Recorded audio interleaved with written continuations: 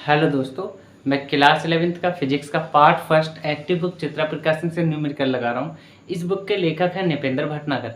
इसका chapter number हम लोग 2 को स्टार्ट कर चुके थे। अगर आपने मेरे पिछले पार्ट नहीं देखे तो सबसे पहले आप जाके देखें, तब आपको अच्छे से समझ में आएगा।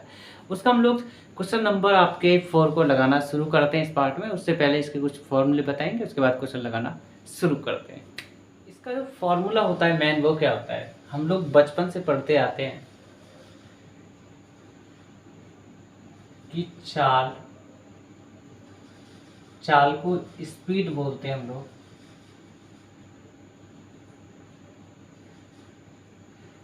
चाल को स्पीड बोलते हैं और दूरी, जो फॉर्मूला होता है चाल बराबर दूरी बटे समय होता है फॉर्मूला। दूरी होता है इंग्लिश में बात करें तो डिस्टेंस बटे समय, और समय जो होता है वो होता है आपका टाइम।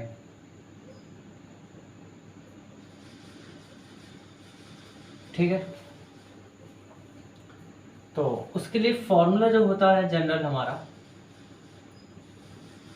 मैं आपको बता दूं कि यहाँ चाल को हम v से डिनोट कर लेते हैं, ठीक है, और दूरी को s से और समय को t से। ठीक है, वही फॉर्मूला निकल के आ गया आपका। अब देखो, दो की गुणा और की है कैसे, क्योंकि जब हम लोग तरंग को भेजेंगे और वो टकरा के कहीं किसी चीज पे फिर वापस आएगी, तो एक बार गई, एक वापस आई, फिर दोबारा, तो कितने बार, 2 बार होगी ना। तो इसलिए हम लोग कितनी बार दूरी तय की, वो तरंग एक बार गई फिर वापस आ गई टकरा के, तो क्या क्या दूरी तय की, 2 आई और गई, इसलिए हम लोग 2 की गुणा कर देंगे। तो जो वो आपका फॉर्मूला बनता है वो आपका 2s/t बनता है। ठीक है, अगर आपको ऐसे समझ में नहीं आ रहा है तो आप एक काम कर सकते हैं कि आप कभी चेक किए होंगे कि जैसे कहीं आप आवाज़ मार रहे हैं, आवाज़ दे रहे हैं, मतलब मार रहे हैं, दे रहे हैं आप लोग आवाज़, जैसे खाना खा लो खा लो खा लो खा लो खा लो खा लो, इस तरीके से आवाज़ गूंज के वापस आती है। पहले गई फिर वापस आई, स्लो हो जाती है, इस तरीके से वापस आती है आवाज़। वही चीज़ है कि एक बार गई फिर वापस आ गई, तो कितनी बार गई, आई और गई, इसलिए हम लोग 2 की गुणा कर देंगे, क्योंकि आना और जाने के लिए 2 की गुणा कर देते हैं। इस तरीके से हमारा फॉर्मूला बन के रेडी हो जाता है। तो इसका हम लोग क्वेश्चन नंबर 4 लगाएंगे। क्या कहता है, एक लेसर पुंज को एक आकाशीय पिंड तक आने व जाने में कुल 3.14 सेकंड समय लगता है। तो आप बोलेंगे कुल समय t कितना, 3.14 सेकेंड। आगे, पृथ्वी से उस आकाशीय पिंड की दूरी ज्ञात कीजिए और प्रकाश का वेग, मतलब v दे रखा है हमको 3 × 10⁸ मीटर प्रति सेकेंड। तो हमको जो v दे रखा है वो 3 × 10⁸ मीटर प्रति सेकंड दे रखा है। हमको दूरी का पता करना है, मतलब s का, s बराबर क्या, ठीक है।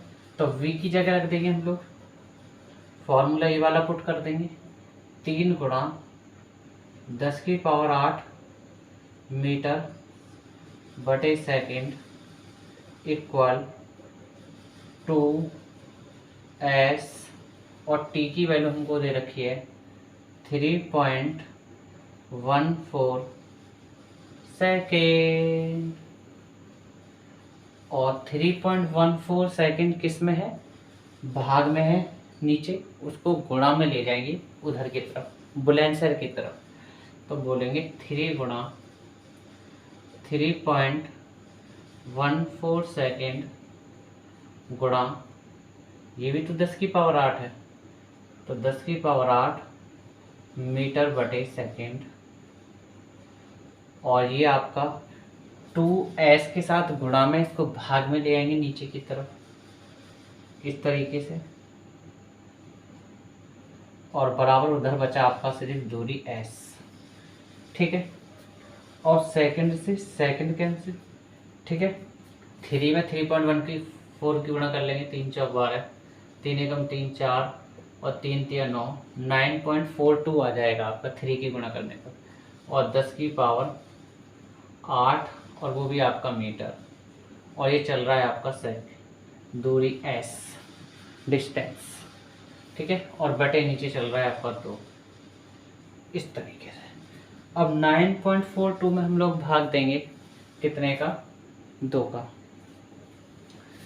तो 9.42 में डिवाइड देंगे 2 का, तो 2 चौक 8, एक मिला, पॉइंट है ही वहाँ, ये रहा, 4 उतार लेंगे, 2 सत्ते 14, बचा कि आपका 2, कितनी बार, एक बार, तो 2 एकम 2, तो आपका जो वैल्यू आया वो क्या आया, जो आपकी दूरी निकल के आई वो भैया आपकी दूरी आई है 4.71 मीटर, और यही आपका आंसर है।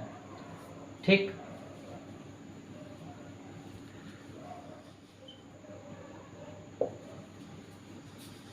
एक चट्टान में समुंदर में 1595 मीटर गहराई पर है। गहराई भी एक प्रकार की दूरी है, लंबाई, ये सब क्या काम करता है, दूरी का ही तो काम करता है, ऊंचाई गहराई सब दूरी का काम करता है, ये बातें याद रखना। तो आपको गहराई दे रखी है, गहराई मतलब दूरी, तो हम कह सकते हैं कि एस दे रखा है आपको कितना, 1595 मीटर, 1595 मीटर। चलो आगे, पराश्रव्य तरंगों का सिग्नल चट्टान से परावर्तन के पश्चात, मतलब लौट करके वापस कितने समय में लौटेगा। पराश्रव्य तरंगों की जल में चाल 1450 मीटर प्रति सेकंड है, तो हमको चाल दे रखी है कितना, 1450, हम कह देंगे कि जल में जो चाल दे रखी है हमको, चाल v 1450 मीटर प्रति सेकंड। चलो अब हमको निकालना क्या है, समय, t बराबर क्या, फॉर्मूला वही है आपका सेम, तो v की जगह रख देंगे हम लोग 1450 मीटर बटे सेकंड बराबर 2, s की वैल्यू है हमारे पास 1595 मीटर, और t हमको पता नहीं है।